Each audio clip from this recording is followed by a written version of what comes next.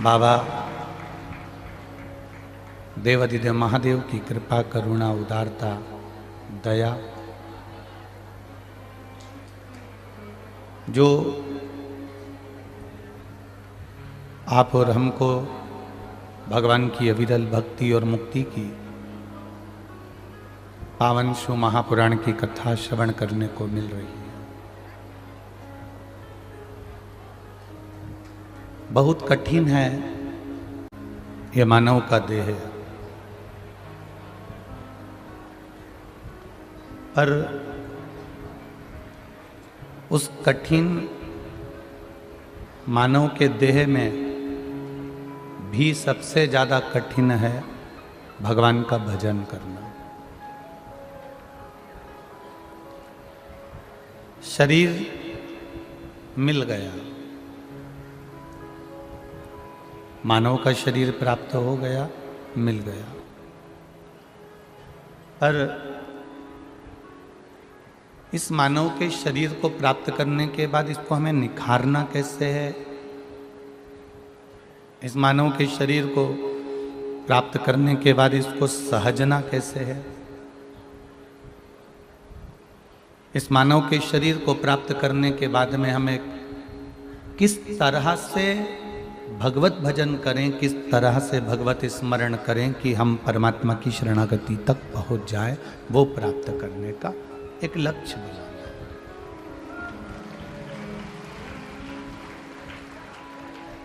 मृत्यु लोक में, संसार सागर में किसी को भी साधारण मत समझो।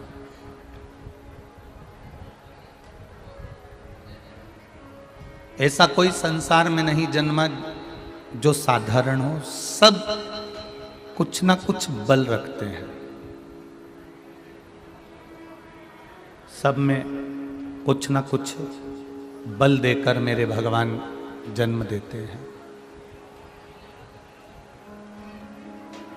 किसी को भी साधारण नहीं समझना। घर में माता हों, घर में पिता हों, घर में भाई बंधु कुटुंब कबीला नाते रिश्ते जितने भी समाये हुए हैं, जो भी हमारे परिवार में है, हम इसको हल्का ना समझे, हम इसको साधारण ना समझे।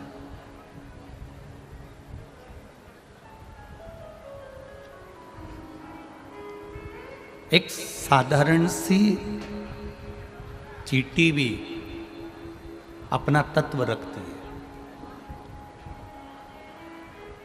जरा विचार करिएगा, 1 लाख रुपए का हीरा, 5 लाख रुपए का हीरा अंधेरे में कहीं खो जाए, 1 लाख 5 लाख का हीरा अंधेरे में कहीं खो गया। अब उसको ढूंढने के लिए 5 रुपए की मोमबत्ती को जलाया जाता है।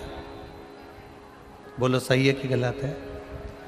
और 5 रुपए की मोमबत्ती को जलाकर हम उस हीरे को ढूंढने का प्रयास करते हैं।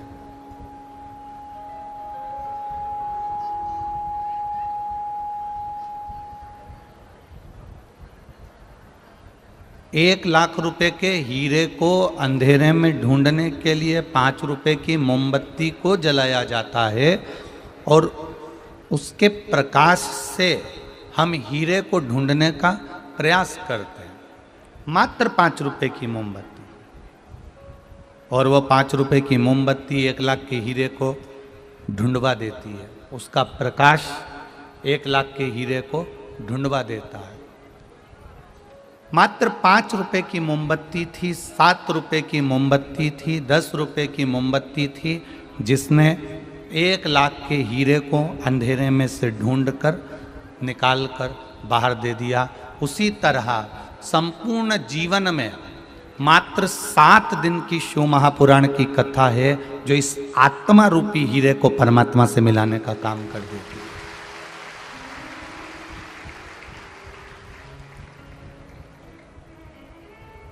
अब लोग कहें कि साहब वो शिव पुराण में है क्या, शिव पुराण में रखा क्या है, शिव पुराण में है क्या आखिर? शिव महापुराण में ऐसा है क्या? आखिर शिव पुराण में ऐसा क्या है? कुछ है तभी तो संसार के लोग इस शिव महापुराण के तत्व को जानने का प्रयास कर रहे हैं।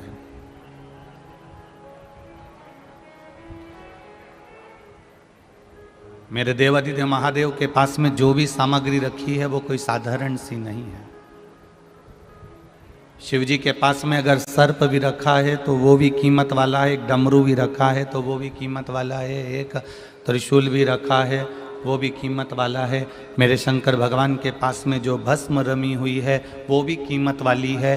और जब शिव जी से लगी हुई भस्म की कीमत हो जाती है, शिव जी के शरीर से लगे हुए मृग चर्म की कीमत हो जाती है, शिव जी के शरीर से लगी हुई एक बेलपत्री की कीमत हो जाती है, शिव जी के शरीर से लगे हुए एक गंगा की धार की कीमत हो जाती है, शिव जी के शरीर से लगी हुई एक मट्टी की कीमत हो जाती है, शिव जी के शरीर से लगे हुए एक पुष्प की कीमत हो जाती है। तो जो शिव जी से लगा रहता है उस मनुष्य की कीमत भी मेरा भोलेनाथ बढ़ा देता है।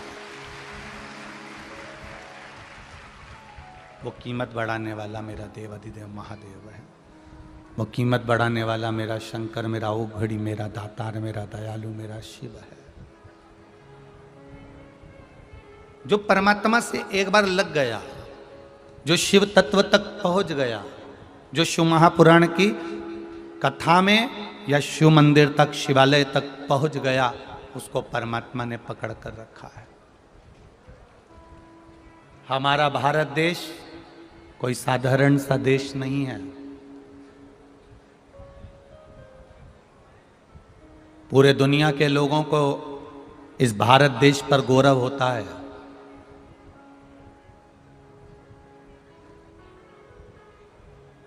पर आज संसार के लोगों को देखकर दुख भी होता है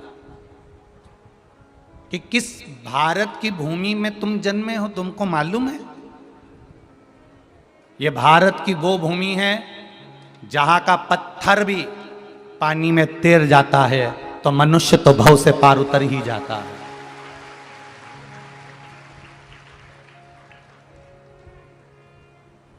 दुख उनको देखकर होता है जो भारत की भूमि में जन्म लेने के बाद भी कहीं ना कहीं किसी ना किसी रूप में दुख भोग रहे होते हैं, कहीं ना कहीं कष्ट भोग रहे होते हैं, कहीं ना कहीं पड़े हुए होते हैं।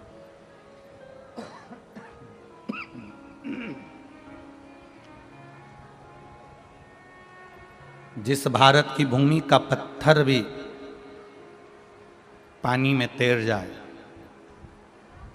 जिस भारत की भूमि का एक पत्थर का टुकड़ा भी पानी में तैर जाता है, ये वो भारत की भूमि है जहाँ पर केवल पत्थर जब पानी में तैर सकता है तो आप भगवान का नाम लेकर इस भव सागर में भी तैर कर पार उतर सकते हैं। केवल पत्थर नहीं, आप भी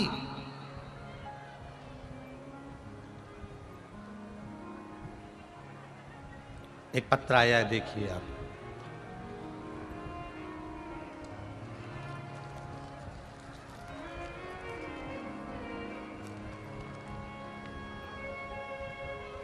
मैं रविकांता साहू, नोवेल साहू, ग्राम बानगर, तहसील कुरुद, जिला धमतरी से आए हैं। कहीं बैठे हों तो हाथ हिलाइएगा। आप ही हैं? ऐसे हाथ हिला दो एक बार दोनों।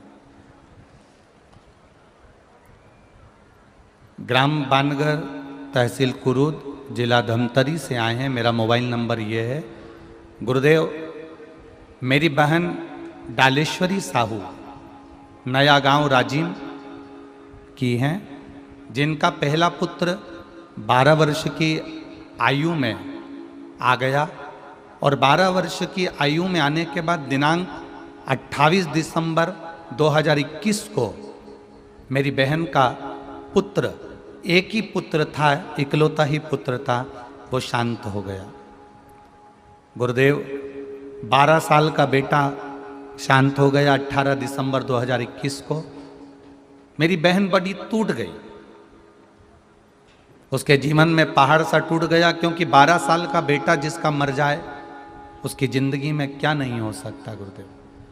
तब आपकी शिव महापुराण की कथा में आपने एक बार कहा था कि शिव पर भरोसा करा गया कभी नहीं टूटता। हमने हमारी बहन से कहा तुम पशुपति व्रत प्रारंभ करो और शिव जी से आराधना करो। बहन कहती है डॉक्टरों ने एक ही पुत्र के लिए, एक ही संतान के लिए तो कहा था और वो भी चले गए, आप कहां से आएगा। हमने कथा में कई बार सुना है शिव जी से जो मांगा जाता है वो देता जरूर है। हमारी बहन ने उसी पुत्र की कामना के लिए शंकर जी का पशुपति व्रत करना प्रारंभ करा। और बाबा की कृपा का क्या वर्णन करें गुरुदेव, जहां डॉक्टरों ने मना कर दिया था वहां बहन का गर्भ ठहर गया और बाबा की कृपा से उनके यहाँ पुत्र रत्न की प्राप्ति हुई है। ये बाबा के चरणों को हम नमन करने। बैठिए बाबू। श्री शिवाय नमस्तु। शिव तत्व इसी को कहते हैं, भगवान शंकर का गुणगान इसी को कहते हैं, भगवान शिव की भक्ति इसी को कहते हैं।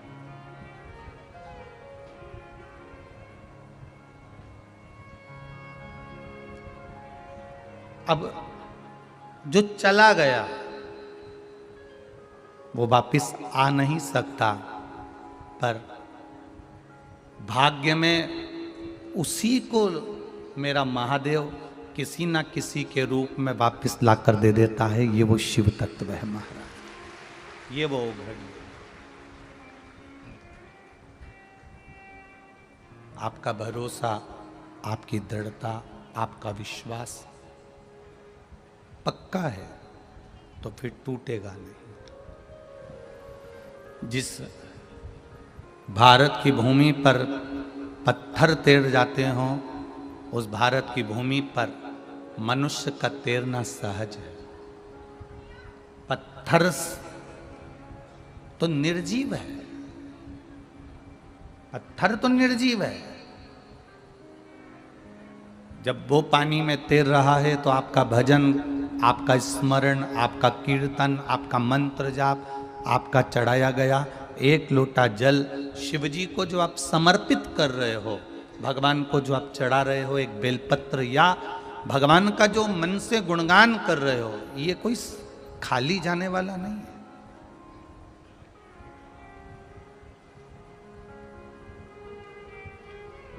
इसका फल मिलेगा, पर फल उसी को मिलता है जो दिखावे के बिना भगवान की भक्ति करता है। दिखावे के बिना।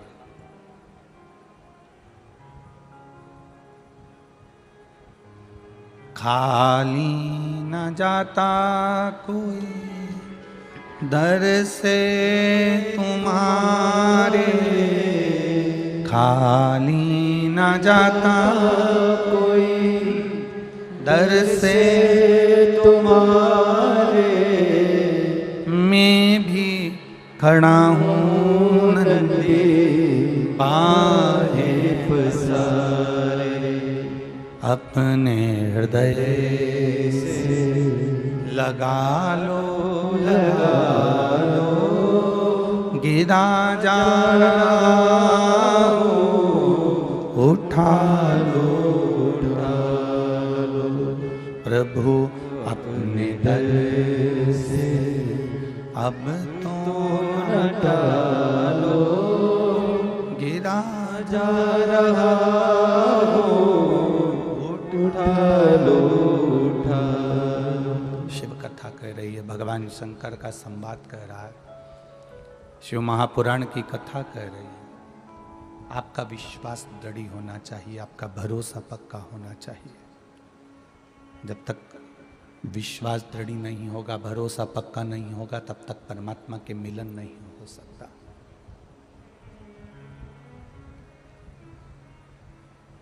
शिव कथा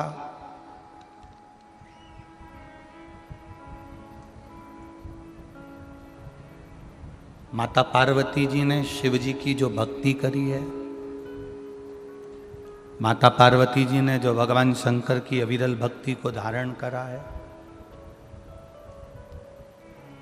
किसी के एक बार तुमरुका जी से जब बात हो गई, तुमरुका जी ने जब समझा दिया, तुमरुका जी ने जब कह दिया, तुमरुका जी जब समझा दिए, डीले कम कर लवा, तुमरुका जी जब समझा दिए हैं, तुमरुका जी जब कह दिए हैं, तो उसके बाद माता पार्वती जी से फिर कोई गलती नहीं हुई है। फिर माता पार्वती जी से कोई गलती नहीं।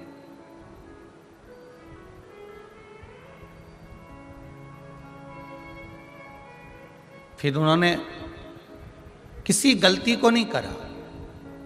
जब तक हम भगवान की सेवा को नहीं समझते तब तक गलती कर ले चलेगा, पर जब हम भगवान की सेवा को समझ गए हैं उसके बाद हम गलती ना करें, उसके बाद हम गलती से दूर रहें, फिर गलती ना हो।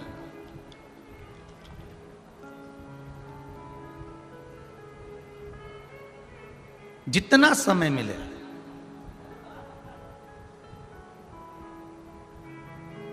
जितना पल, जितनी घड़ी, जितना समय, जितना सेकंड मिले। कई लोग ऐसे भी हैं संसार में, कई लोग ऐसे मिलते हैं जिनको किसी ने गुस्सा दिला दिया तो उनका पूरा दिन गुस्से में निकलता। किसी ने अगर कुछ बोल दिया तो उनका पूरा दिन ऐसे ही निकलता, पूरा दिन बेकार कर लेते। हम उनसे पूछना चाहते हैं, एक बात बताओ, तुम्हारे पास में 86,400 रुपए हैं, मान लो तुम्हारे पास में 86,400 रुपए हैं, और वो 86,400 रुपए में से 10 रुपए अगर कोई चोरी करके ले जाए,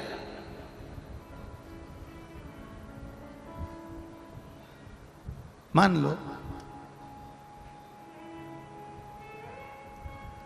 86,400 रुपए में से कोई 10 रुपए चोरी करके ले जाएगा, तो तुम गुस्से में आके 86,390 रुपए फेंक दोगे क्या? अरे बोलो, जम के बोलो, नहीं फेंकोगे। तो जब तुम 86,400 रुपए में से अगर कोई 10 रुपए लेकर चले भी गया तो तुम 86,390 रुपए नहीं फेंकते, तो 86,400 सेकंड प्रत्येक मनुष्य को 86,400 सेकंड, हर मनुष्य को 24 घंटे में 86,400 सेकंड मिलते हैं। और मान लो किसी ने तुम्हारा 10 सेकंड अगर बेकार भी कर दिया तो हम 86,390 सेकंड क्यों खराब करें? उसमें भगवान का भजन क्यों ना करें?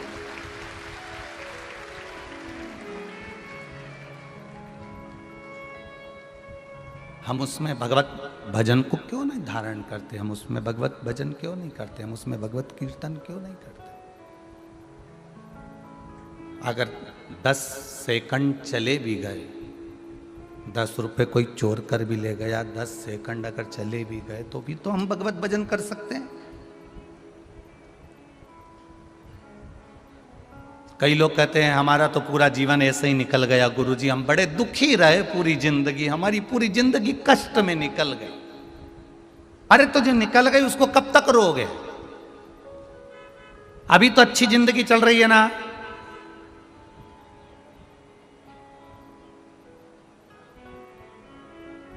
अभी तो भोलेनाथ जी ने तुम्हें संभाल लिया ना, तुम्हारा जीवन अच्छा चल रहा है। हाँ, अभी तो भगवान की कृपा से बहुत अच्छा चल रहा है, तो पुराना काय करो ना।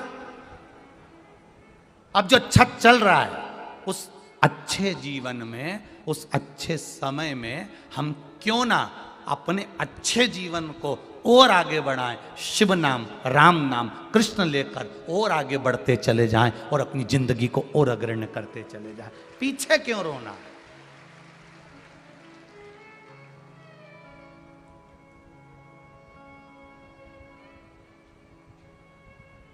कई कई बहुत लोग ऐसे मिलेंगे आपको, जिंदगी भर रोते ही रहते हैं, हमारा पुराना समय बहुत बेकार गया।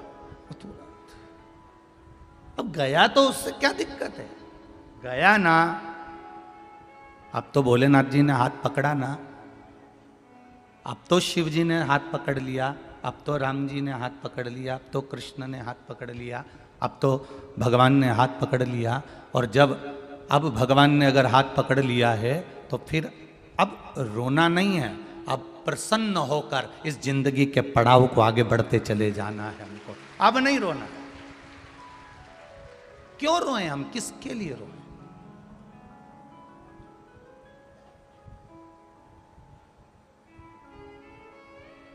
भोले मैं तेरी पतंग, शंभू मैं तेरी पतंग, हवा बिच उड़ती जावांगी, बाबा डोर हथों छछदी में कटती जावांगी, भोले मैं तेरी पतंग। दुनिया के लोग आपके सामने आकर कहें मैं सुबह से निकलती हूं तो बीपी की गोली खाकर निकलती हूं, मैं सुबह से निकलती हूं शुगर की दवा खाकर निकलती हूं, मैं सुबह से निकलती हूं तो मैं थायराइड की दवा खाकर निकलती हूं। उनको कह देना तुम सुबह से निकलती हो तो दवा खाकर निकलती हो, मैं सुबह से निकलती हूं महादेव का जल पीकर दुआ लेकर निकलती हूं तो दवा की जरूरत नहीं पड़ती। जो महादेव के मंदिर में जाकर एक लोटा जल चढ़ाकर महादेव के चरणों का जल का आचमन कर लेता है, पी लेता है, उसके 3 ताप तो यूं ही समाप्त हो जाते हैं। यह विद्येश्वर संहिता में लिखा है।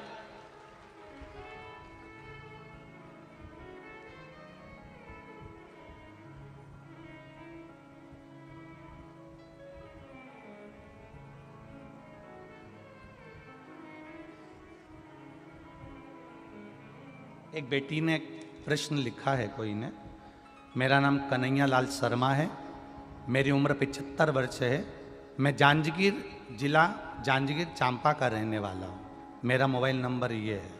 मैं शर्मा जी से कहना चाहूँगा, उन्होंने एक प्रश्न किया है, गुरुजी आपने प्रसूति शिव महापुराण की कथा में बीरणी का वर्णन किया था, ये कौन सी पुराण में से किया था?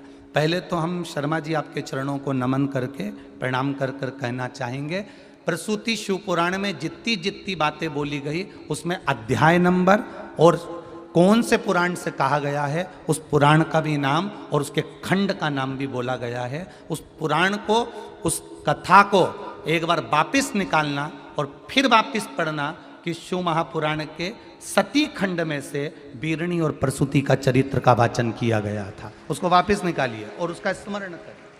आपके मन में आया है बिल्कुल, उसको वापस सुनना कि किस पुराण में से, कौन से अध्याय में से, कौन से खंड में से लेकर उस कथा को बांचा जा रहा है।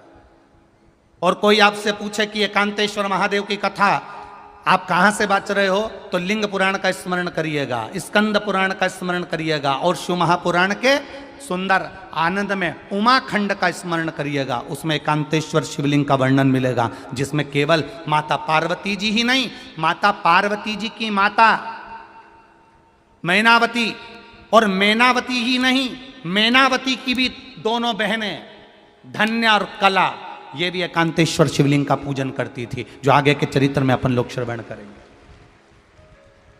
एक एक संवाद को आप अपनी जिंदगी में उतारिए, शिव महापुराण के एक एक संवाद को।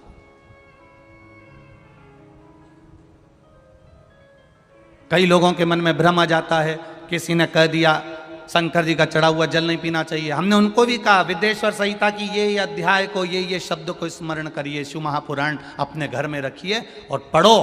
कहीं सियोर वाला महाराज झूठ तो नहीं बोल रहा है, कहीं सियोर वाला महाराज गलत तो नहीं बोल रहा है। और आपको अगर कहीं भी भ्रम हो तो आप बिल्कुल पूछ सकते हो, महाराज जी आपने कौन से अध्याय में से कहाँ से बोला, तो आपको हमको ज़्यादा कुछ नहीं आता, केवल ये जो ये शिव पुराण है जो तुमको हम बता दें, दर्शन करा दें। बस ये शिव पुराण जो है ये गीता प्रेस गोरखपुर की है, इसको बाजार से लिया और इसको हम भी पढ़ते हैं, आप भी पढ़ो।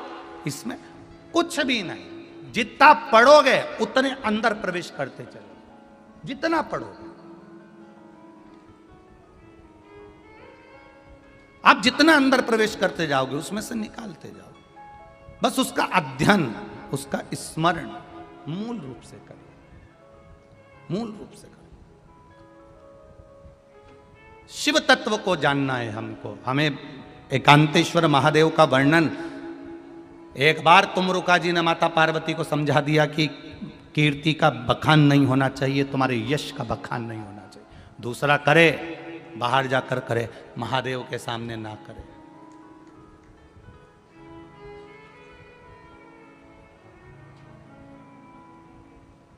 माउंट एवरेस्ट की चोटी सबसे ऊंची चोटी है, बोलो सही है कि गलत है?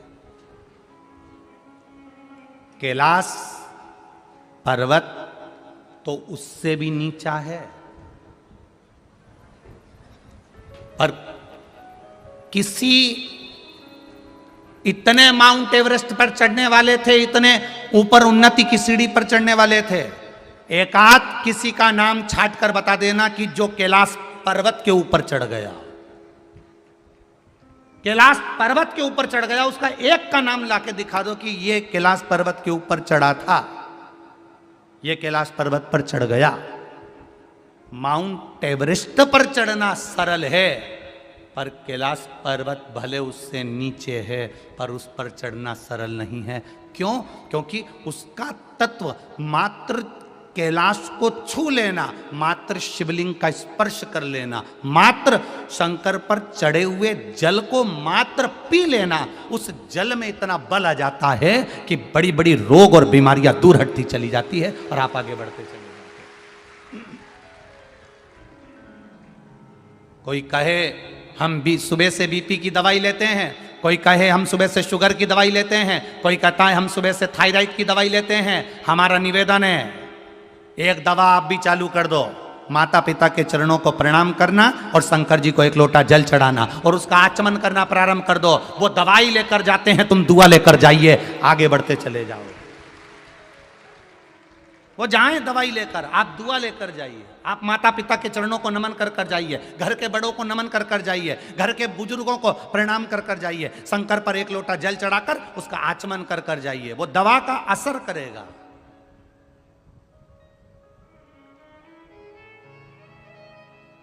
एक शिवलिंग में कितना बल होता है, लोग उसको पत्थर समझते हैं, लोग उसको पाषाण समझते हैं, लोग उसको कंकर समझते हैं।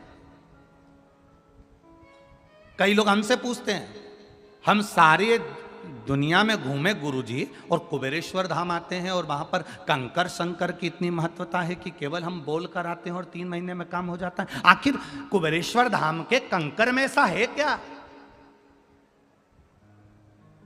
जितनी शिव पुराण की कथा पूरे भारत में हो रही है, जहां जहां पंडित लोग बाच रहे हैं, महाराज उन बाच रहे हैं, गुरु उन बाच रहे हैं, सब जगह शंकर जी का रुद्राक्ष का शिवलिंग बनाते हैं और बाद में शिवलिंग के रुद्राक्ष को उतार के सबको बांटते हैं। बोलो तुम्हारे यहां भी बंटता होगा? सारी दुनिया में रुद्राक्ष बंट रहा है। आप सीओर में पहुंचोगे, स्टेशन पे पहुंचोगे, कुबेरेश्वर धाम भी नहीं जाओगे तो लोग कह देंगे वहां मत जाओ, हमारे पास मिल जाएगा, तुम हमसे ले लो। लोग कहेंगे, पर कुबेरेश्वर धाम का रुद्राक्ष उसी भूमि से मिलता है और बिना शुल्क के, बिना पैसे के, और जब बाबा की मर्जी हो जाती है तब मिल जाता है और वो प्राप्त हो गया और उसने अपना काम करना प्रारंभ कर दिया। हम दूसरी जगह का नहीं कह सकते। उसका कोई शुल्क नहीं, उसका कोई कीमत नहीं, उसकी कोई पैसा नहीं, और उसको हम लोग ऑनलाइन भेजते भी नहीं, किसी के घर पर कभी नहीं भेजा, आज तक नहीं भेजा।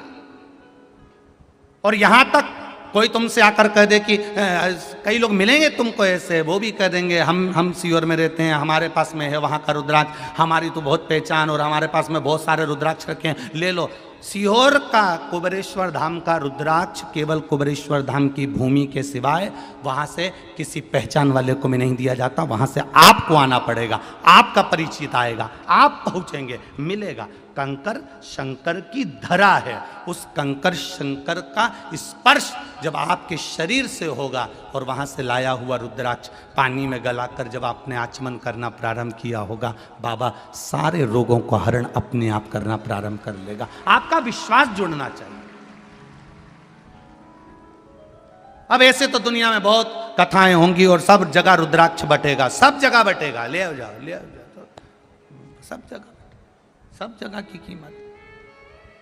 और सरल भाषा में समझ लो, यहां बाहर दुकान लगी होगी, बोलो री जी जी सही है, बाहर दुकान लगी होगी तो ये बेलपत्री मैं इतने बड़े पत्तल में 10-10 रुपए की बिक रही होगी। बिक रही है क्या? कहीं अगर यहां नहीं बिक रही होगी तो शंकर जी के मंदिर के बाहर बिक रही होगी। ठीक है, बोलो बोलो सही है कि गलत है?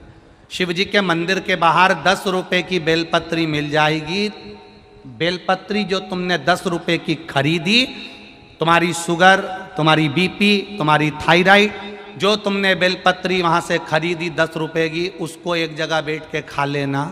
और वो बेलपत्री जो शंकर के शिवलिंग पर चढ़ी है, उसकी केवल एक बेलपत्री शिव से टच हो गई, उसको उठाकर खा लेना। आपको अंतर मालूम पड़ जाएगा कि उस बेलपत्री में और उस बेलपत्री में कितना अंतर है, कितना अंतर है उसमें और इसमें। चलो वो भी जाने दो। आप में से किसी ने सत्यनारायण भगवान की कथा करवाई क्या? जिन जिन ने कराई जरा हाथ उठाओ तो। सबने कराई है? रख लो रख लो। सत्यनारायण भगवान की कथा में प्रसाद बनता है, काय का बनता है? हैं? आटे का सेक के शक्कर मिला के प्रसाद बनता है। अब तुम एक प्रैक्टिकल करके देखना, एक कटोरी सत्यनारायण भगवान का प्रसाद सत्यनारायण भगवान की कथा में भगवान के सामने रख देना और एक कटोरी प्रसाद सेक के फ्रिज के ऊपर रख देना।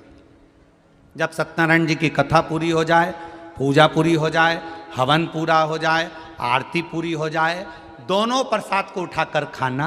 पहले सत्यनारायण भगवान को जो भोग लगाया उसको खाकर देखना और एक जो फ्रिज के ऊपर रखा है उसको खाकर देखना। जो फ्रिज पर रखा होगा उसमें स्वाद नहीं आएगा, जो भगवान के सामने लग गया उसमें स्वाद बढ़ गया। अब वो भी जाने दो और समझ लो, गलती नहीं हो इसलिए समझना जरूरी। और समझो, तुम्हारे घर में वो इतना बड़ा फल आता ना, कद्दू, क्या बोलते? कद्दू। कद्दू की सब्जी, मिक्स वेज सब्जी, राम भाजी अपने घर में बनाकर खाना, पूड़ी अपने घर में तल कर खाना, और वही कद्दू की सब्जी, वही राम भाजी किसी भंडारे में मोटी मोटी पूड़ी और तोड़ तोड़ कर खाकर देखना, अपने आप मालूम पड़ जाएगा स्वाद कहां का आया। घर में स्वाद आएगा कि भंडारे में? कितनी जल्दी बोले रे, कहां स्वाद आएगा? भंडारे में स्वाद आएगा, स्वाद प्राप्त हो।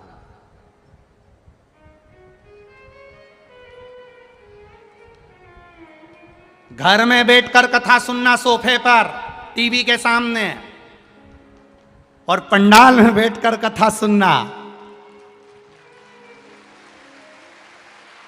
स्वाद मालूम पड़ेगा।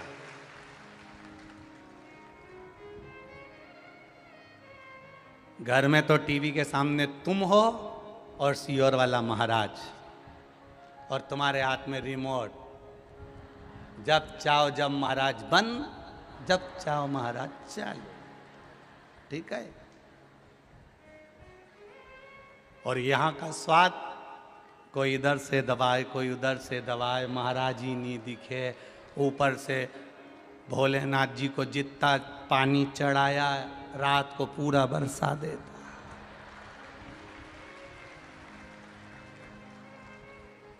कोई कह रहा था, गुरुजी पहले इतनी बैसाख महीने में गर्मी में इतना पानी नहीं गिरता था, आजकल कितना गिर रहा है। तो हमने कहा जैसा दोगे वैसा ही तो पाओगे। ये तो देने पर है। तुम पहले इतना महादेव को जल देते ही कहां थे? कहां देते थे? जैसा दोगे वैसा पाओगे। कई लोग दिन भर धूप को कोसते रहते हैं, इतनी गर्मी पड़ रही, इतनी गर्मी पड़ रही, इतनी गर्मी पड़ रही, इतनी गर्मी पड़ रही। अरे कूलर में 2 बाल्टी सवेरे पानी डालते हो, 2 बाल्टी रात को कूलर में पानी डालते हो।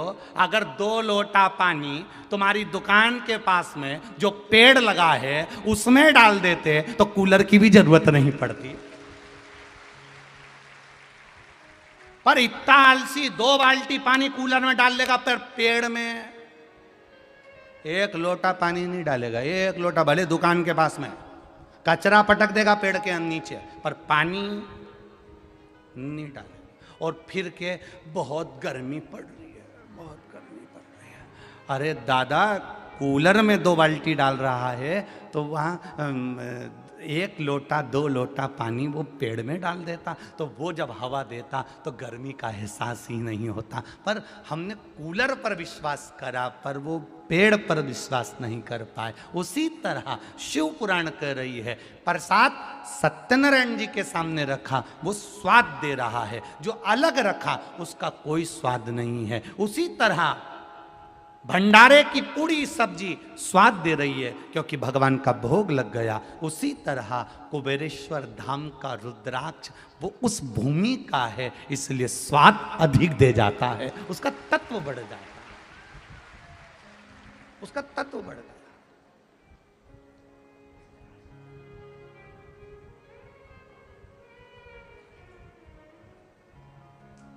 कई लोग हमसे कहते भी हैं, गुरुजी हम तो कितनी बार आए, जब देखो जब मना ही कर देते हैं, अभी नहीं मिल रही। हम भी लगे हैं प्रयास में, ऐसा नहीं, प्रयास करेंगे कि मई के महीने से आप लोगों को कैसे ना कैसे प्राप्त होना चालू हो। हम भी प्रयास लगे हैं जैसे तैसे कि कैसे ना कैसे आप लोगों तक प्राप्त हो। हम भी लगे हैं कि किसी ना किसी तरह से आपको वो रुद्राक्ष मिले। उसको बस इतना याद रखना, धन से रुद्राक्ष को मत तोलना, पैसे से रुद्राक्ष को मत तोलना। सीहोर कुबेरेश्वर धाम पर अगर आओ तो वहाँ की कंकर शंकर की धरा पर बैठकर 108 बार श्री शिवाय नमस्तुभ्यम बोलकर अपने दिल की बात बाबा से कहकर भाव से जाओ, दिल से कहकर। और फिर कहेंगे अपने बैग को बंद की बंद रखो, 3 महीने तक मत खोलना। 3 महीने बाद वही बैग उठाकर वापिस कुबेरेश्वर धाम पहुंच जाओगे। वो बुलाता जरूर है, वापिस बुलाएगा, फिर बुलाएगा। उसकी भक्ति अविरल है, उसका विश्वास अविरल है, उसकी दृढ़ता अविरल। एक बार अगर हम समझ लें कि हमने गलती क्या करी है कि भगवान नहीं मिल रहे, हमने गलती क्या करी कि परमात्मा नहीं मिल रहे, क्या गलती करी? कोई दवा लेकर सुबह से निकलता है और कोई दुआ लेकर सुबह से निकलता है। दवा वाला ज़्यादा नहीं टिक पाएगा और दुआ वाला मार्कंडे जैसा जीवन चिरंजीवी बना जाएगा, चिरंजीवी जीवन। मार्कंडे जैसा भजन करता करता चले जाएगा।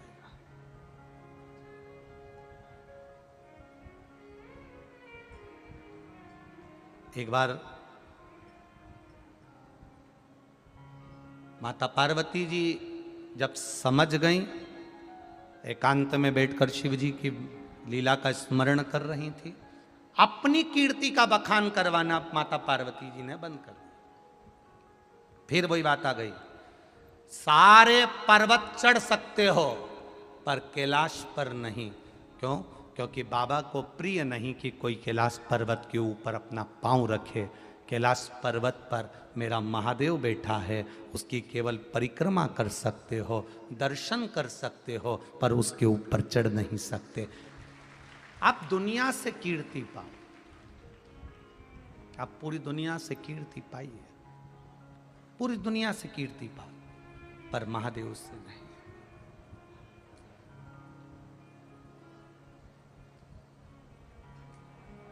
महादेव से नहीं।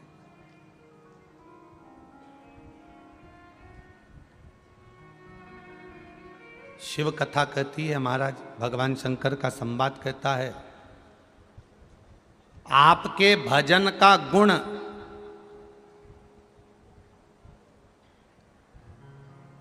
किसी किसी के मां को, पिता को शुगर की बीमारी होती है, तो बेटी और बच्चों में भी शुगर की बीमारी बोलो बोलो जम के आ जाती है। सुना कि नहीं सुना? तुम लोगों ने सुना है ना? माता पिता को शुगर की बीमारी है, माता पिता को बीपी की बीमारी है, माता पिता को दमे की बीमारी है, सांस की बीमारी है, तो वो बीमारी धीरे धीरे धीरे धीरे उसके बच्चों में, उसके बेटों में, उसकी बेटी में, बचपन में नहीं आएगी तो जवानी में, जवानी में नहीं आएगी तो अधेड़ी में, अधेड़ी में नहीं आएगी तो बुढ़ापे में। पर वो बीमारी जो माता पिता के अंदर एक बीमारी का जो गुण है, जो समाया हुआ है, वो उसके बच्चों में ब्लड के माध्यम से आ ही जाता है। उसी तरह जब शुगर, बीपी, थायराइड, दमा, ये बीमारी माता पिता से बच्चों को मिल सकती है, तो तुम्हारा एक लोटा जल चढ़ाने की बीमारी भी तो बच्चों को मिल सकती है।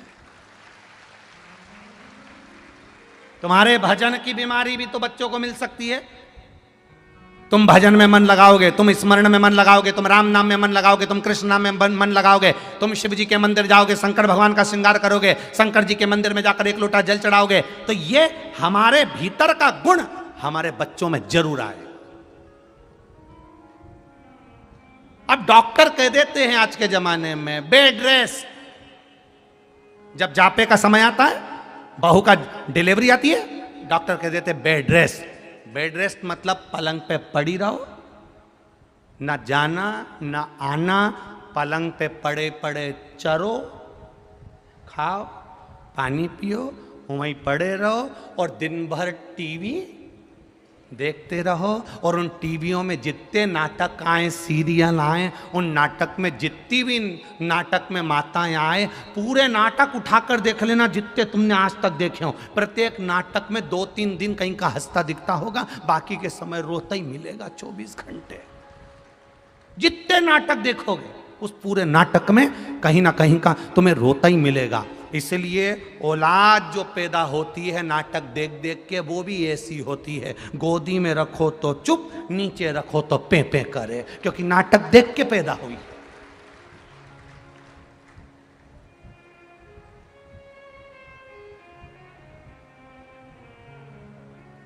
इसलिए कई माताएं पूछती हैं, गर्भवती नारी को भगवान शंकर का भजन करना चाहिए क्या? क्यों नहीं करना चाहिए? गर्भवती नारी को शिव जी पे जल चढ़ाना चाहिए क्या? क्यों नहीं चढ़ाना चाहिए? गर्भवती नारी को शिव महापुराण सुनना चाहिए क्या? क्यों नहीं सुनना चाहिए? क्यों नहीं सुनना? गर्भ में रहने वाला बच्चा जब गर्भ में रहता है और हम शिव का भजन करते हैं, तो उस बच्चे को स्वस्थ रखने की जवाबदारी जिस महादेव को तुमने जल चढ़ाया है उस महादेव की हो जाती है। करो भजन शिव का, शिव भक्ति में जवाबदारी उस महादेव की हो गई। जवाबदारी मेरे महादेव की, मेरे शंभू की, मेरे त्रिकालदर्शी, मेरे कैलाशी, मेरे अविनाशी की हो गई। अब सौंप दिया इस जीवन का सब भार तुम्हारे हाथों में, हे हार तुम्हारे हाथों में, और जीत तुम्हारे हाथों में। संपूर्ण जीवन का सुख दुख हमने परमात्मा को दे दिया, और जब हमने परमात्मा को दे दिया तो परमात्मा ने स्वीकार कर लिया, दे दिया उसको। इसीलिए कहते हैं कि भगवत भजन में अपने जीवन को निकालो। कुछ अच्छा कर कर जाना, बुरा कर कर नहीं। अभी छत्तीसगढ़ में नक्सलियों ने पुलिस के 10 जवान मार दिए। उन 10 जवान में से कुछ जवान ऐसे थे कि वो भी पहले नक्सलियों में थे, पर उन्होंने अपना समर्पण कर कर, सरकार की नौकरी कर कर, नक्सलियों में रहकर मरते तो एक गलत मौत कहलाती, पर पुलिस के जवान की वर्दी पहनकर जो मौत हुई है उसमें शहीद लिखा गया है कि शहीद शांत। कुछ अच्छा कर कर जाओ अपनी जिंदगी में, मरना सबको है, मरना सबको है, अच्छा कर कर जाइए। अगर वो भी उनमें शामिल होते और मरते तो एक बेकार मौत मरते, पर सरकार की नौकरी कर कर एक इस संसार की रक्षा में, राष्ट्र की रक्षा में जो उन्होंने अपने शरीर को त्याग दिया, अपनी देह को त्याग दिया, अपने शरीर को त्याग दिया, वो एक वीरता की मौत है और शहीद की मौत है, सहजता नहीं है हमारा।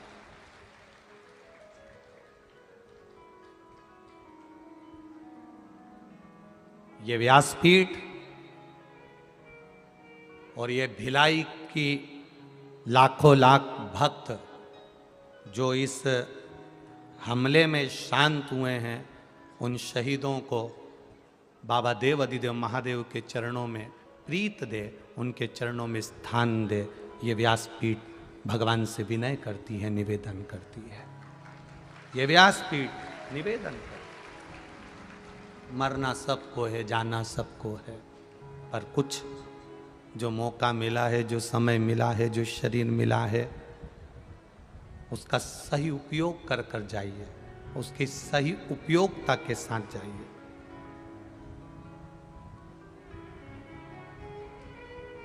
कुछ अच्छा कर कर जाना। मिला है शरीर, बड़ी मुश्किल से प्राप्त होता है, बड़ी मुश्किल से मिलता है, इसको यूं नहीं गमाना। शिव कथा कह रही है माता पार्वती जी, एक बार अगर समझ में आ गया तो माता पार्वती जी ने फिर कीर्ति की बड़ाई नहीं करवाई। अब आई बारी माता पार्वती जी की, मां मेनावती, धन्या और कला। ये मेना, धन्या और कला ये पितरों की बेटियां,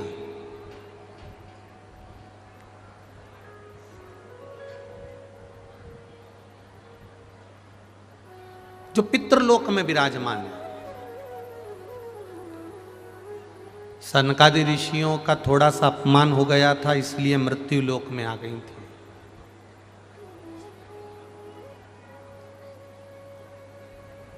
अब थोड़ा सा समझना इस कथा को। जिनके यहां कोई अधोगति में मर गया हो, कुंवारी अवस्था में चले गया, थोड़ा जल्दी शांत हो गए, पूरी उम्र लेकर नहीं गए, ऐसा कोई 30 में, 40 में, 50 में, 60 में, और बाल्यावस्था में या अधोगति में कोई चले गया हो, उसके लिए यहाँ वर्णन किया गया। थोड़ा ध्यान देना। पितरों की 3 बेटियां, मेना, धन्या और कला।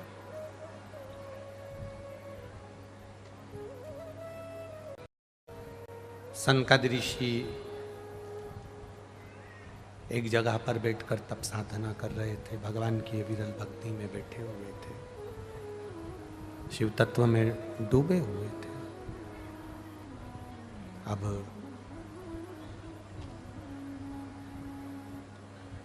सनकादि ऋषि जब भगवान की विरल भक्ति में डूबे हुए थे, इतने में वहीं से मेना का, धन्या का और कला का निकलना हुआ।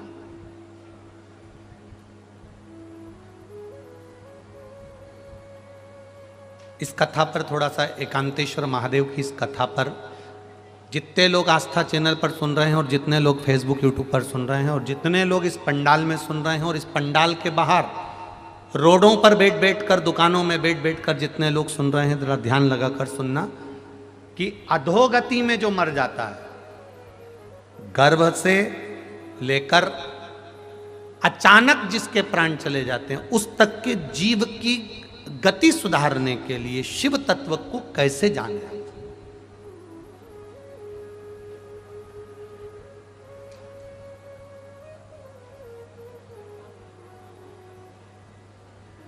मेना, धन्य और कला, सनकादिक ऋषि जहां से बैठे तप कर रहे थे वहीं से इन तीनों का निकलना हुआ। अब इनके जो वस्त्र थे वो बड़े, उसमें माणिक मोती रतन सब लगे हुए।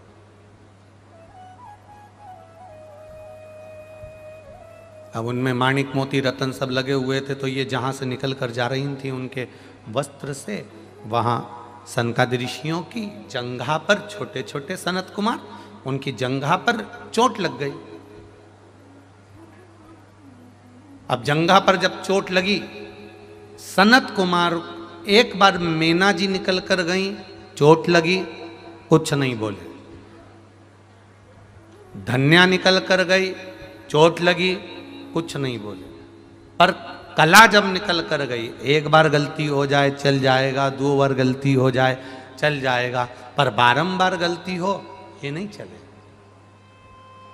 शिव महापुराण बहुत सुंदर बात कहती है, जिसको कथा श्रवण करना रहती है कि हमको 3 घंटे कथा सुनना है, 4 घंटे कथा सुनना है, हम जाकर बैठ गए। तो जिसको कथा सुनना रहती है वो अपनी पूरी व्यवस्था कर कर झोले में लेकर चलता है।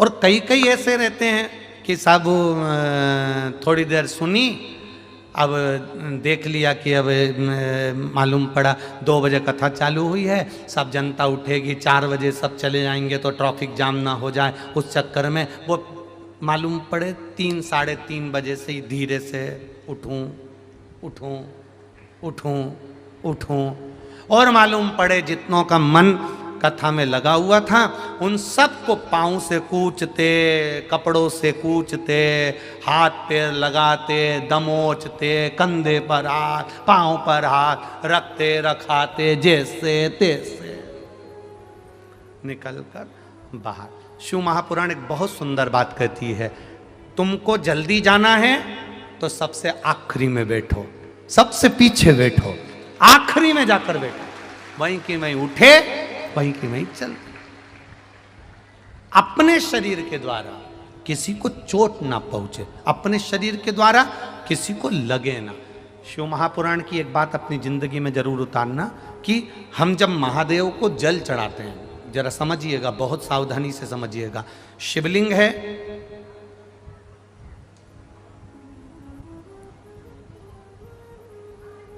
शिवलिंग पर हम जब जल चढ़ाते हैं, जब हम भगवान शंकर के शिवलिंग को जल चढ़ा रहे हैं, उस समय पर आपका स्मरण होना चाहिए, उस समय आपका ध्यान होना चाहिए। शिवलिंग पर जल चढ़ाते समय तुम्हारे हाथ में जो लोटा है, तुम्हारे हाथ में जो कलश है, तुम्हारे हाथ में जो पात्र है, वो भगवान को टच नहीं होना चाहिए, भगवान को लगना नहीं चाहिए। थोड़ा ऊपर से, अगर शिवलिंग मान लो, शिवलिंग अगर यहाँ है तो इससे इतनी ऊंचाई से थोड़ा सा ऊपर से आप जल समर्पित करें। यहाँ तक शिव महापुराण की कथा कहती है, जो जल हम शंकर भगवान को चढ़ा रहे हैं उसकी धार धीमी होना चाहिए। धीमी क्यों होना चाहिए? अपने मन की कामना करते हुए, जब हम मुख से भी कुछ ना बोले हों, हम भगवान से कुछ कह ही नहीं पाए हों, तो हमारे घर से जो हम जल लेकर आए हैं, हमारे घर की दशा जैसे सुदामा जी चावल लेकर गए थे और भगवान कृष्ण ने चावल की पोटली को खोला था, चावल मुख में रख लिया था, चावल केवल पोटली खोले थे और भगवान कृष्ण समझ गए थे कि सुदामा के घर की दशा क्या है। उसी तरह जब हम शिव जी को जल चढ़ाते हैं तो महादेव हमारे घर की दशा समझ जाते हैं कि हमारी दशा क्या है, हमारी दशा क्या है, ये महादेव समझ जाते।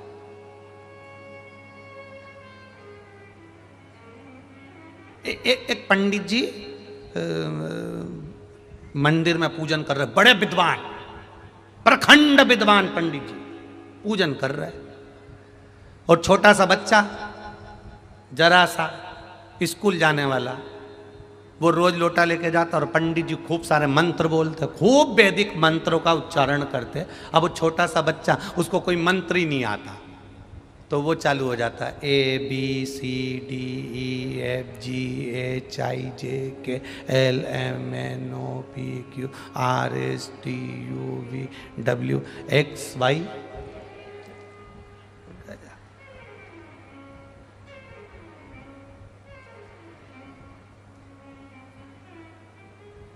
अब एक दिन पंडित जी को थोड़ा सा लगा, पंडित जी बोले क्या ABCD करता रहता है, कुछ मंत्र बोला कर, हिंदी में बोल भगवान को। उसने दूसरे दिन आ गया, आ से अनार का, बा से बकरी का, का से कमल का, गा से गमला, घा से घड़ी, सा से सरोता, डा से डमरू, बस। और पूरा अंगा पंगा सब बोल बुला के, अब पंडित जी बोले मंत्र बोलो मंत्र। बच्चा छोटा था पर शिव पुराण पूरी सुना था, तो उसने भी कह दिया गुरुजी ये आ से अंगा तक के बीच में सारे मंत्र फंसे हैं, भगवान समझ जाएंगे, भगवान समझ जाएंगे कि क्या बोला है, उनको समझ पड़ती। पंडित जी विद्वत्ता में लगे, मंत्र पढ़ रहे हैं, आपको मंत्र नहीं आते, आप दिल से केवल शिव जी पर जो जल चढ़ा रहे हो ना, उसकी धार थोड़ी धीमी कर दो, जिससे पानी का छींटा बाहर ना आए, पानी वहीं की वहीं गिरेगा, आसपास घूमेगा। पार्वती जी शिव जी से उस जल के माध्यम से कहेंगी इसके यहाँ कष्ट बहुत है, आप जब ये जल हाथ में झेल कर लेकर जाएगा, अपने घर में छीटेगा, तो आपको मुझे रिद्धि सिद्धि के साथ जाकर इसका कल्याण करना है। ये शिव तत्व।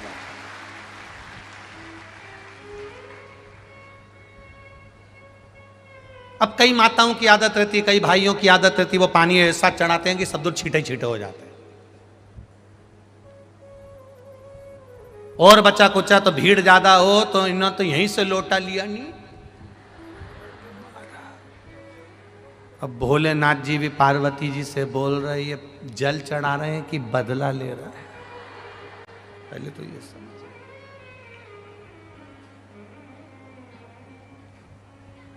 ये जल चढ़ाए कि बदला ले, हम पहले वो तो यहाँ पर भगवान की कृपा है। वैसे तो हम पाँव पड़वाते नहीं है किसी भी नारी से, पुरुष कोई भी हो, बच्चा हो बूढ़ा हो, किसी से पाँव नहीं छुआते। और यहाँ कई जगह तो वो मानते ही नहीं लोग, और बिल्कुल पाँव पे पड़ी जाए तो पाँव पे कहीं पड़े वो चिमटा खोड़ी जाए।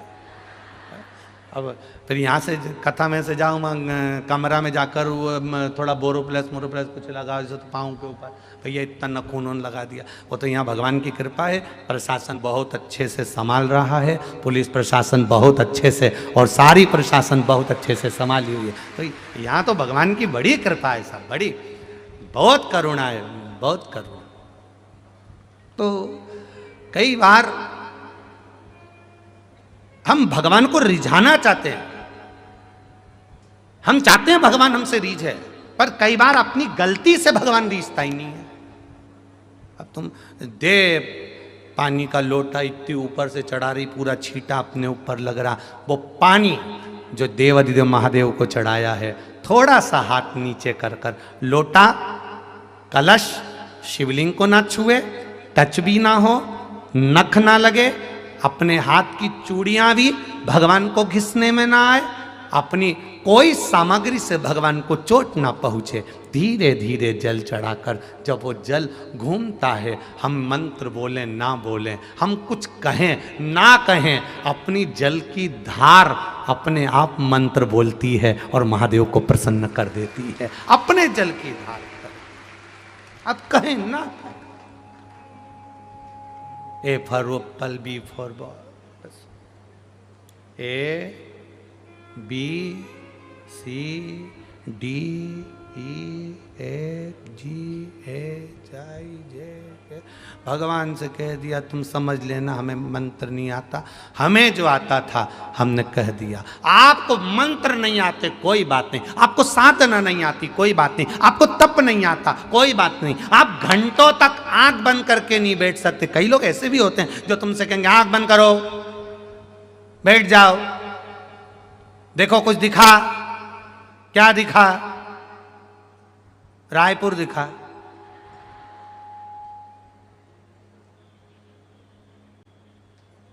कई ऐसे भी मिलेंगे, बिठाएंगे, बैठो, आंख बंद करके बैठो, आंख बंद करके बैठो।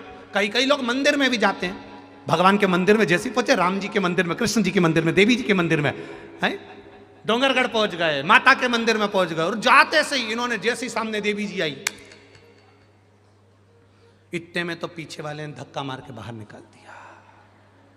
देवी जी भी कह रही इतनी दूर से चढ़ के इतनी ऊपर आई, तू मेरा दर्शन करने आई, अरियो अकल की अंधी, मेरे सामने आते सी आंख बंद कर ली, ना जी भर के देखा, ना कोई बात की, बड़ी आरजू थी मुलाकात की,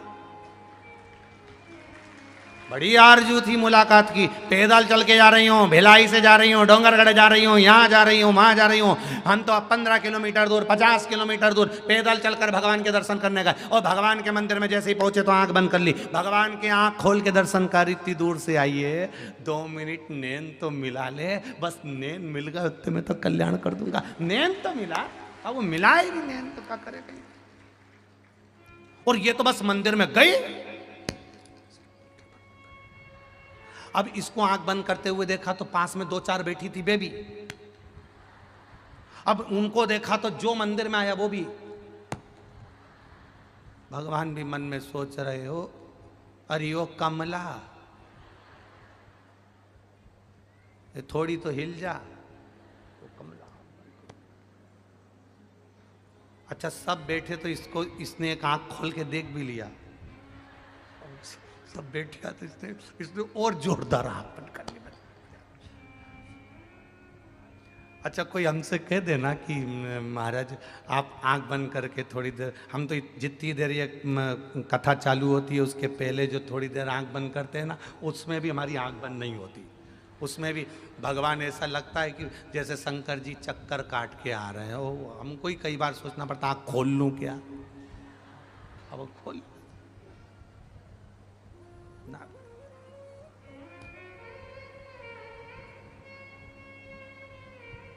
वो कहते ना, तुझे ना देखूं तो चैन मुझे, तेरे सिवा कोई और भाता। अब भाई तो भाई का, अब जाओ तुम किसी से मिलने के लिए जाओ, जिससे तुम्हारा स्नेह है उससे मिलने के लिए, उसके सामने आंख बंद करके। अब वो भेरू भी के ए जगदम्बा आंख तो खोल ले, मैं नीले कलर की शर्ट पहन के आया हूँ, सफेद कलर की जीन्स देख तो सरी, वो के नी मैं तो ऐसे ही प्रेम करूँ। अब आंख खोले ही नहीं, अब नहीं खोले, किस काम का। अब भगवान के सामने तुझे ना देखूं तो मुझे, अब जितनी देर मंदिर में बैठो तुम मंदिर में जाओ, जरा जाकर देखो तो सही। किसी मंदिर में जाकर देखना नंदी आंख बंद करके बैठा है, बोलो बोलो, किसी शिव मंदिर में नंदी आंख बंद करके नहीं बैठा, नंदी आंख खोल के बैठा है, टकटकी लगाकर। बस आ बैठ मेरे पास तुझे, ना मैं कुछ ना तुम। बस सामने नंदी के महादेव हैं और महादेव के सामने नंदी है, एक दूसरे को देखते रहो।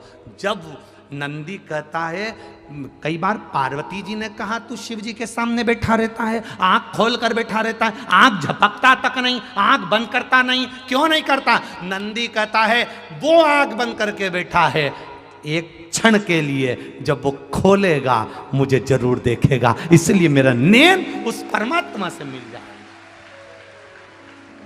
बाबा से मेरे नेत्र मिलना चाहिए, मैं शिव से नेत्र मिलाने के लिए बैठा हूं और किसी से। घोड़ा देखा है? इधर चलते हैं क्या? घोड़ा गाड़ी चलती है इधर? है नहीं चलती? अच्छा, हमारे उधर चलती है। वो हमारे उधर घोड़े को ऐसे दो ऐसे पट्टे बांध देते हैं, देखा तुम लोगों ने? घोड़े को दो पट्टे ऐसे बांध देते हैं उसकी आंख के सामने। क्यों? जम के बोलो जरा, इधर उधर नहीं देखे, सामने देखे। बस हमें भी भक्ति के दो पट्टे ऐसे लगा लेना चाहिए जिससे केवल हम महादेव को देखें, उसके सिवाय कुछ नहीं। और सरल भाषा में समझ जाओ, हवाई जहाज में उड़े हो? हवाई जहाज में सफर करा है? हवाई जहाज में सफर करा है तो वहां जैसे ही हवाई जहाज में ऊपर चढ़ के बैठो कुर्सी पे, इतनी देर में देवी जी आके बोलती हैं सीट बेल्ट लगा लो। बोलो, बोलती कि नहीं बोलती? अरे जम के तो बोलो। क्यों? सीट बेल्ट लगा कर बैठिए, बस अपनी सीट पर बैठिए, बेल्ट लगा लीजिए। जो हवाई जहाज चला रहा है उसको तुमने देखा है? जितने लोग अंदर सफर करते हैं, जो अंदर सफर कर रहे हैं, उनसे हवाई जहाज चलाने वाला मिलने आता है क्या? अरे बोलो, जम के बोलो। नहीं आता, केवल उसका नाम बोला जाता है। ये पायलट इतनी देर में, इतनी घड़ी में, ये पायलट इतनी दूर पहुंचा देंगे। पायलट का नाम बोला जाता है, समय बोला जाता है, पर पायलट मिलने नहीं आता है। और अपनी सीट पर बेल्ट लगाकर बैठे रहो, रायपुर से भोपाल तुम पहुंच जाओगे। उसी तरह हमारी कथा भी ये कहती है, भक्ति का बेल्ट बांध कर बैठे रहो। वो पायलट भले नहीं दिखता, उसका नाम तो मालूम है ना, जपते रहो पार लग जाओ। उसका नाम तो मालूम है ना, श्री शिवाय नमस्तुभ्यम। उसके नाम को जपते रहो, अपनी सीट पर बैठे रहो, भक्ति का बेल्ट बांध कर रखना। और उड़ान भरेगा, उड़ान भरेगा तब थोड़ा सा झटका लगेगा, उतरेगा तब झटका लगेगा। बचपन थोड़े झटके में निकल सकता है, जवानी जब ऊपर पहुंचते पहुंचते आराम से चलेगा तब वो भी हिलेगा तो लगेगा कि थोड़ा सा कहीं डोल रहा है। अवस्था युवानी की डोलती हुई नजर आएगी, पर जब वापिस नीचे आएगा थोड़ा सा झटका लगेगा। झटका उसी को लगेगा जिसने बेल्ट नहीं बांधा होगा, जिसने भक्ति के बेल्ट को बांध कर रखा होगा, उसको झटका भी नहीं लगेगा और चला जाएगा। कष्ट वो भोगे जिसने भक्ति ना करी हो, कष्ट वो भोगे जिसने भजन ना करा हो। जो कभी भगवान की भक्ति में नहीं डूबा, जो कभी भजन में नहीं गया, कभी स्मरण में नहीं गया, कभी एक लोटा जल शिव जी को चढ़ाने नहीं गया, कष्ट उसको भोगना पड़ता है। सांसारिक मनुष्य जो भगवत की भक्ति में लगे उसको नहीं। मैना, धन्या, कला तीनों निकल कर गई और सनकादि ऋषि की जंघा में चोट लगी। सनकादि ऋषियों की जंघा में चोट लगी। जब लगी तो इनमें मैना गई तो इनने कुछ नहीं कहा, धन्या गई तो कुछ नहीं कहा, कला गई तब लगा कि भाई बार बार लात मार रहे हो, बार बार अपमान कर रहे हो, ये कहाँ की बात। शिव महापुराण की कथा कहती है, एक बार जो बैठ गया, या तो पहले ऐसी व्यवस्था कर कर रखो कि घर के लोग यहाँ बैठेंगे तो वहाँ दूसरा नहीं बैठे कोई, और अगर कोई दूसरा बैठ गया है तो प्रयास करना कि उसको फिर हटाने का प्रयास ना करा जाए। वो बैठ गया तो बैठ गया ना, बहुत वो बैठ गया।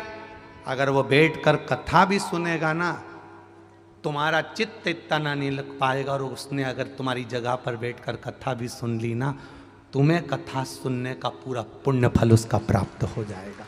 बैठ गया ना, बैठ गया, कोई बात नहीं, बैठो साहब, बैठो साहब। अभी यहाँ भिलाई में कई दुकानदारों ने अपने अपने घर के बाहर, कई दुकानदारों ने अपने रोड पर 2-2 टेंट लगा दिए और भक्तों के लिए वहाँ गादी बिछा दी, वहाँ चादर लगा दी। हजार भक्तों को कोई भोजन करा रहा है, कोई ठंडा पिला रहा है, कोई चाय पिला रहा है, कोई रुआवजा पिला रहा है, कोई बिस्कुट बांट रहा है, पूरे भिलाई के। और जिनको भगवान ने दिया भोलेनाथ ने, उन्होंने दोनों हाथों से 7 दिन लोगों को खूब जल पिलाना, ठंडा पिलाना, भोजन कराना, चाय पिलाना। और कुछ ऐसे भी होंगे जिन्होंने केवल जोड़ने का क्रम करा हो कि 1 रुपया नहीं खर्च करूंगा, चाहे सियोर वाला महाराज के तैके के चले जा, अपने नहीं खर्च करना तो नहीं करना, ये जोड़ ले, रख ले। जो ये 3 ये जो खर्च कर रहे हैं, इनको कहूँगा मैं, तुम्हारी डायरी में लिख जरूर लेना कि तुमने कितने का पानी पिलाया, तुम्हारी डायरी में लिख के रखना और 3 महीने में हिसाब मिला लेना। 3 महीने बाद एक चिट्ठी सी और भेज देना कि तुमने जितने का पानी पिलाया वो 4 गुना मिला कि नहीं मिला, 3 महीने के अंदर।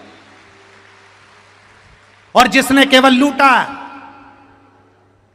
10 रुपए की बाटल को 40-40 में, 50-50 में, 30-30 में जो बेच रहे हैं, वो भी हिसाब लगा के रख लेना कि जितना कमाया था वो डॉक्टर में लगा कि नहीं लगा, वो भी हिसाब जोड़ के रख।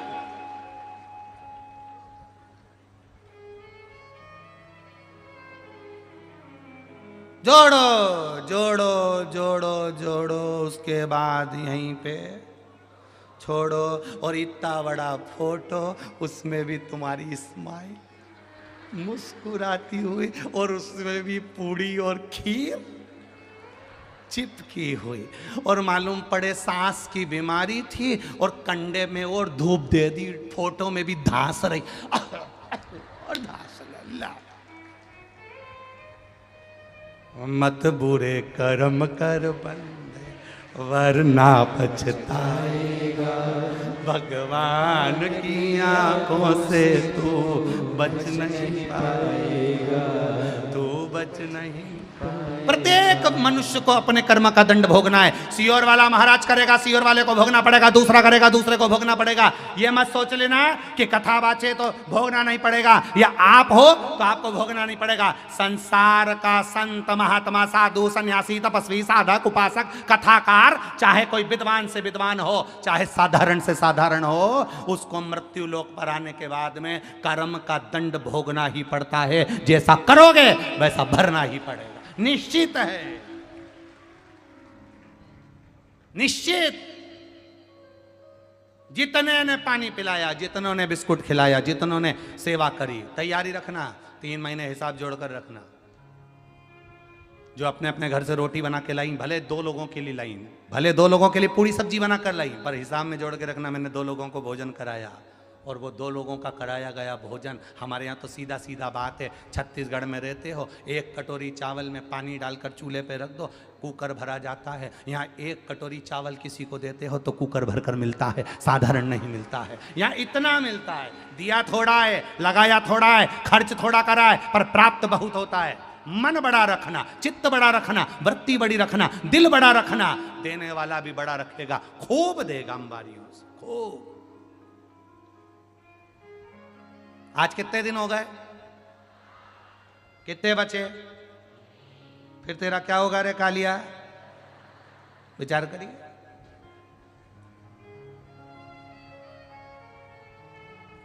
मिला समय, आधी रात को पानी आ रहा है, सब सोने वाले तितर बितर हो रहे हैं, कोई अंदर समेट गए, पानी पानी पानी। जहाँ तुम लोग बैठे हो खूब पानी भरा हुआ था, कोई चप्पल से बाहर निकाल रहा, कोई काय से निकाल रहा, माताएं, पानी इधर टपक रहा, वो अपना अपना दरी आसन लगा लगा कर। हम वो वीडियो भेजेंगे आपको, ज़रा देखिएगा, जो सीहोर जाती हैं यहाँ से, कई भगत लोग भेजते हैं उन वीडियो को। सब माताएं, पानी टपक रहा है, आंधी चल रही है, तूफान अपनी जगह चल रहा है, और पानी पानी हो रहा है, और वो भगवान की भक्ति में नाच रहे, गा रहे, श्री शिवाय नमस्तुभ्यम कहते जा रहे, ये अविरल भक्ति कहां से लाओगे? भिलाई वालों और भिलाई के जितने भक्त हैं, ये नजारा दूसरी बार देखने को नहीं मिलने वाला। इन भक्तों का दर्शन फिर नहीं होने वाला। ये तो शिव की कृपा से मिला है जो हमें प्राप्त हो। चढ़ाओ शिव को जल। अपने शंकर को चढ़ाए गए जल का छींटा भी बाहर ना आए, धीरे धीरे। हम मंत्र नहीं जानते, हम साधना नहीं जानते, हम कोई विद्या नहीं जानते। हम भगवान को जो जल चढ़ाएं उसकी धार धीरे चले तो भगवान भी मंत्र खुद बना लेते हैं। ये मेरा भक्त है, खुद नहीं बोलेगा, जल चढ़ा रहा है, इसका जल बोलेगा, ये खुद नहीं बोलेगा। क्यों बोले? दो तरह के सेठ जी होते हैं, जरा अच्छे से समझ लेना। दो तरह के सेठ जी, एक जिनके आगे नौकर को बोलना पड़ता है, सेवक को बोलना पड़ता है, सेठ जी मेरे घर में बेटे की शादी है, सेठ जी मेरे घर में बेटी की शादी है। और एक ऐसा सेठ होता है जिसके आगे बोलना नहीं पड़ता, पूछ लेता है, क्यों शादी कब की निकली है? बस 15 तारीख की है, 10 तारीख की है, 8 तारीख है। अच्छा, तैयारी हो गई सारी? बस मैंने थोड़ी बहुत तो कर ली है सेठ जी, कोई चीज की जरूरत? बस थोड़ी बहुत तैयारी रह गई, ये ले तैयारी कर लेना, ले जा इतना रुपया तैयार। एक सेठ होता है जो पूछ कर दे देता है, एक वो सेठ होता है जो बार बार सेवक बताए तब देता है। मेरा महादेव वो सेठ है जिसके सामने बार बार बोलने की जरूरत नहीं पड़ेगी, तुम्हारा जल चढ़ेगा और उतने में वो समझ जाएगा कि इसको चाहिए क्या, क्या चाहिए इसको, वो समझ जाएगा।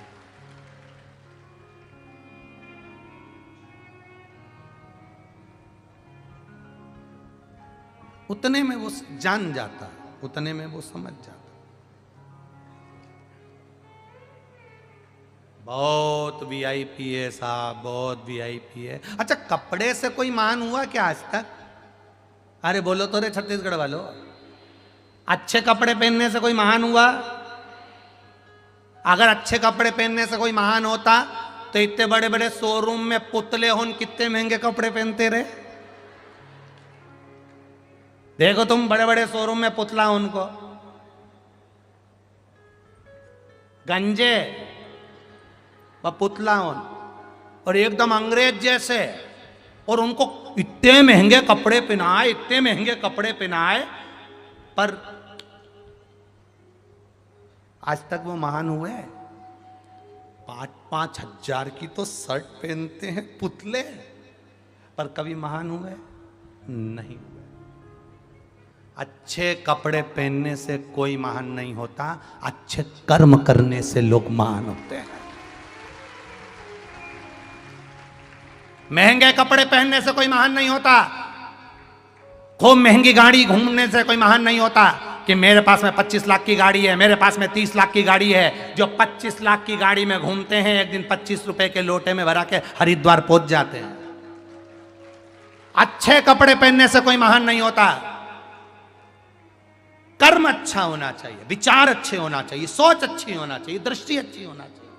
अब कई कई माताएं अपने बेटी का ब्याह कर देती हैं। हमने जहाँ लड़की का संबंध करा उनके 2 पेट्रोल पंप हैं और गुरुजी कम से कम 50 एकड़ जमीन है, उनकी तो राइस मिल है। अब तुमने देखा तो सब कुछ, और मालूम पड़े लड़की वहाँ जाने के बाद आंखों से आंसू बहाए, पति भी ऐसा बोले जैसे किसी नौकरानी से बात कर रहा हो, सास ऐसी बोले जैसे पैसे का रुआब दिखा रही हो, ससुर ऐसा बोले कि जैसे कहीं की नौकरानी आई हो। तो ये राइस मिल और ये पेट्रोल पंप क्या करोगे इसका? अरे जम के तो बोलो रे भाई, किसी काम का है? जब छोरी दुखी, बेटी दुखी, तो क्या करे राइस मिल? 1 चम्मच राइस क्या करना मील का, क्या कर? अरे मील बड़ी है, घर बड़ा है, गाड़ी बड़ी है, दिल भी बड़ा रखो रे, कोई तुम्हारे यहाँ आए तो एक कप चाय तो पिला दो रे। दिल बड़ा रखिए, और जिसका दिल बड़ा होता है उसके पास में कुछ भी नहीं होना। तुम देखना, तुम्हारे ही रिश्तेदारों में देखना री जीजियों, और जितने मेरे जीजा बैठे हैं वो भी समझ लो अच्छे से, तुम्हारे ही रिश्तेदार में देखना, एक किसी गरीब के घर की शादी में जाना और एक किसी सेठ करोड़पति के घर की शादी में जाना। करोड़पति के यहाँ चले जाओगे कोई नहीं पूछेगा, पर गरीब के यहाँ जाओगे तो मौसी जी आइए, काकी जी आइए, बैठो साहब, पानी पियो साहब, ला रे गिलास, ला रे कुर्सी, ला मौसी जी के लिए, ला मौसी जी आई। मौसी पैसे वाली है, पर पैसे वाली मौसी भी और अधिक पैसे वाले के यहाँ जाएगी, इतना सम्मान नहीं मिलेगा। पर एक साधारण से नौकर के यहाँ, व्यापारी के यहाँ, साधारण व्यक्ति के यहाँ, वो छोटी सी पैसे वाली अगर वहां पहुंच गई, कुर्सी लगेगी, सम्मान होगा, अलग से पंगत लगेगी, अलग से पत्तल लगेगी। नहीं मेरी मौसी जी आई, हमारा सेठ जी आया, हमारा सेठ जी आया, हमारे मौसे जी आए, मेरे मामा जी आए, मेरे काका जी आए, कितना सम्मान, कितना आदर। पर तुम तो बड़ों के यहाँ जाकर तुम अपनी भी तो शान बनाना चाहते हो, हमारी उनसे इतनी पहचान है। तो मेरा गरीबों से निवेदन है, इनकी पहचान अगर उनसे है तो तुम भी कह देना मेरी पहचान कुबेरेश्वर महादेव से है।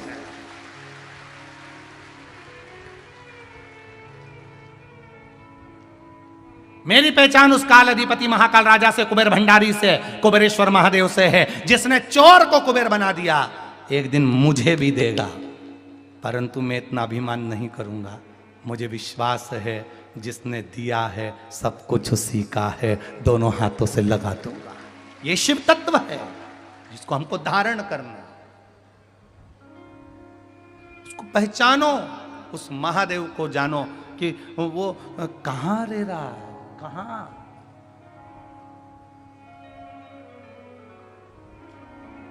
शिव से करी गई प्रार्थना खाली नहीं जाती। मैना धन्या कला का जो चरण लगा वो श्रेष्ठता नहीं दिया। जो अधोगति में चले जाते हैं, अचानक जिनके प्राण छूट जाते हैं, उनके लिए ये कथा कर रही। पितरों की 3 बेटियां, तीनों से गलती हो गई। आप शिव मंदिर में जाएं, कोई गलती ना हो, जल चढ़ाएं, मना नहीं, छींटा ना लगे, धीरे धीरे चढ़ाइए। और एक बात अच्छे से ध्यान में रखिएगा, शिव मंदिर से जब भी वापिस आए, जल चढ़ाकर अपना फर्ज पूरा अदा कर कर। फर्ज से मतलब जब शिव मंदिर से वापिस आए, जो पत्ती, बेलपत्री, फूल शिव जी पे चढ़े थे वो नीचे शिवलिंग पे से नीचे गिर गए हों। एक शिवलिंग रखा है, लाना मिट्टी वाला, लाइए जरा उठा के। अब छत्तीसगढ़ में कथा चल रही, थोड़ा ध्यान से सुन लोगे एकांतेश्वर शिवलिंग का पूरा वृतांत। तो आप लोग जो पशुपति व्रत कर रहे हो या कोई भी उपास करते हो, कई लोग कहते हैं हमने करा नहीं हुआ। क्यों नहीं हुआ? उसमें हमारी गलतियों को हमें छाट। ये देखिए,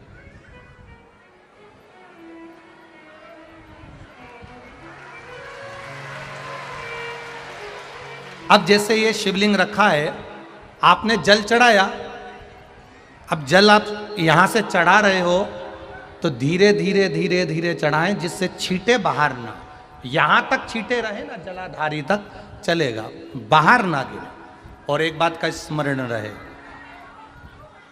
यदि बेलपत्री, फूल, पत्ती जल चढ़ाने के बाद ये सब अगर नीचे गिर जाए, जलाधारी पर गिर गया या नीचे उतर गया, तुम्हारा पूरा जल चढ़ जाए, तुम्हारे पास में चंदन नहीं है, अबीर नहीं है, गुलाल नहीं है, कुछ भी नहीं हो, तो भी अपने हाथ की 3 उंगलियों से रेखा 3 खींचकर और फिर जो माला आदिक भगवान की रखी थी उसी से भगवान का वापिस पूरा श्रृंगार कर कर फिर वापिस आइए, भगवान को पूर्ण श्रृंगार।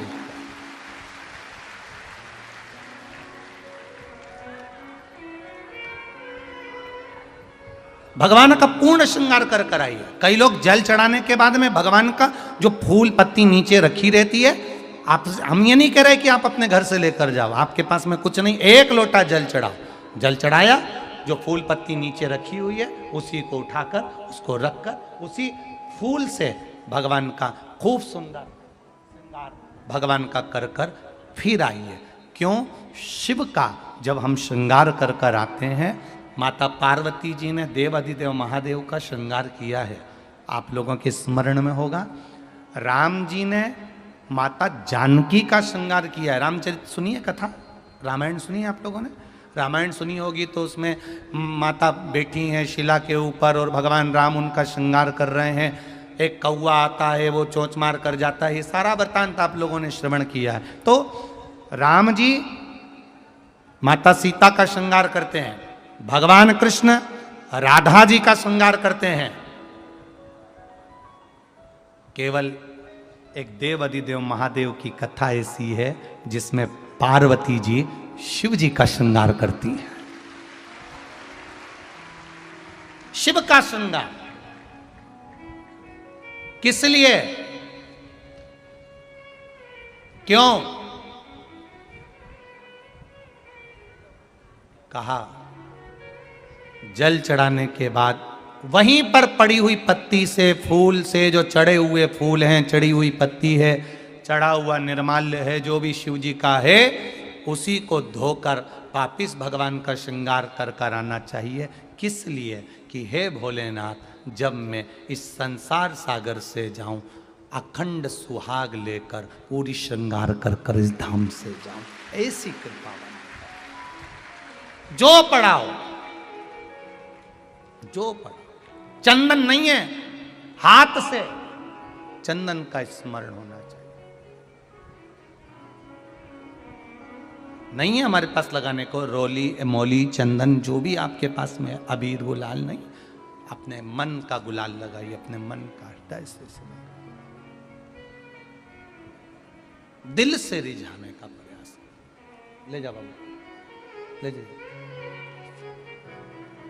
दिल से चढ़ाइए। और जब भाव से, दिल से आप आनंद के साथ देव अधिदेव महादेव का आप पूजन करो, उसमें गलती ना हो, गलती ना।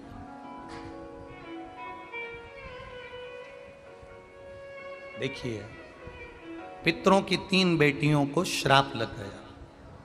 श्राप क्या लगा? तुम्हें पृथ्वी पर जाना पड़ेगा, मृत्यु लोक में जाना पड़ेगा, और तुम्हें मृत्यु लोक में जन्म लेना पड़ेगा। मृत्यु लोक में जाना पड़ेगा और तुम्हें जन्म लेना पड़ेगा। अब दुख आ गया।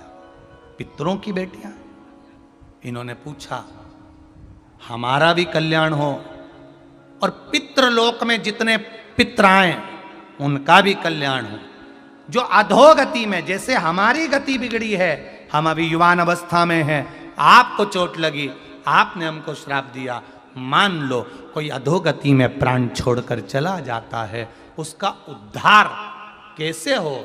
सनकादि ऋषि से पूछ रही, आप कृपा करो, आप दया करो।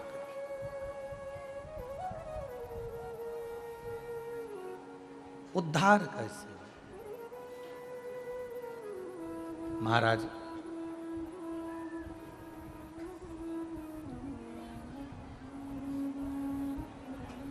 सात स्थान शिवलिंग के बताए हैं जहां पर भूल से भी अगर कोई चंदन की उंगलियां लगा देता है, 7 स्थान ऐसे हैं जहां चंदन की मात्र उंगलियां लगा देने से ही शिव पितृलोक के पितरों को मुक्ति प्रदान करके वैकुंठ लोक का निवास दे देते हैं। 7 स्थान।